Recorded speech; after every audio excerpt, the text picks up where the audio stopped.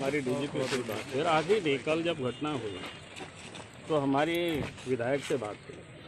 उन्होंने घटना को थोड़ी बहुत बताया, लेकिन वो रो रहे थे, पूरे डरे हुए थे, सहमे हुए थे।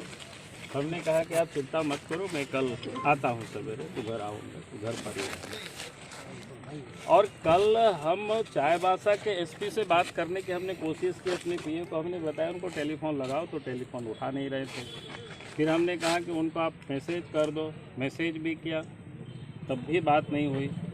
अभी वो थोड़ा देर पहले ही घाटी उतर रहे थे, उस समय एसपी का टेलीफोन आया, इसलिए आया तिवारी के टेलीफोन था कि हमारे बारे में उनको मना करिए कि उधर नहीं जाए, हम लोग चक्रधरपुर ही विधायक को बुला।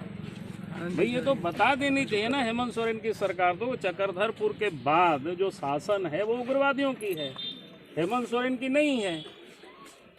अगर ये दिन में, अगर ये सड़क में, जो कि इधर सोनुआ है, गोइलकेरा है, मनोहरपुर है, गुदड़ी है, ये कितना प्रखंड है?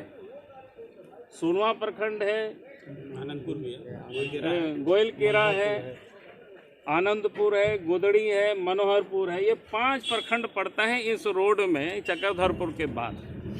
तो ये सरकार बतावे ना कि उनके पुलिस बतावे एसपी, इसका मतलब लगता है कि वो 5 प्रखंड में हेमंत सोरेन की सरकार नहीं है, वहाँ चाईबासा पुलिस की शासन नहीं है, वहाँ लगता है एमसीसी का शासन है, उग्रवादियों की शासन है। तो ऐसी राज्य में ऐसी सरकार को बने रहने का कोई मतलब नहीं होता है। अगर मेरे जैसा आदमी को, व्यक्ति को जाने में अगर ये रुकावट है, तो आप समझ सकते हो साधारण लोग उधर किस हालत में लोग रहते होंगे, कैसे लोग जीते होंगे। ये आप उनके बारे में सहज ही आप सोच सकते हो, कल्पना कर सकते हो क्या भयावह स्थिति होगी उस क्षेत्र में, कैसे वहाँ लोग जीते होंगे, कैसे लोग रहते होंगे। ये कोई भी व्यक्ति इसको समझ सकता है। ये साफ दिख रहा है हालत कितनी बद से बदतर है।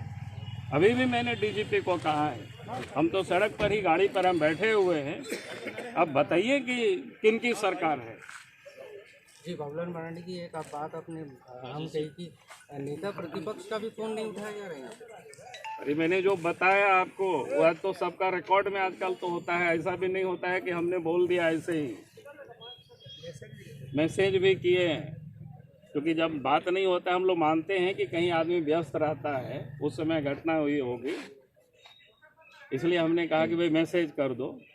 और मैसेज करने के बाद भी अगर पूरी रात बीता, ठीक है, हम जानते हैं पुलिस पर ये रहता है इस प्रकार की घटना में, लेकिन इतना तो मोबाइल देखते होंगे।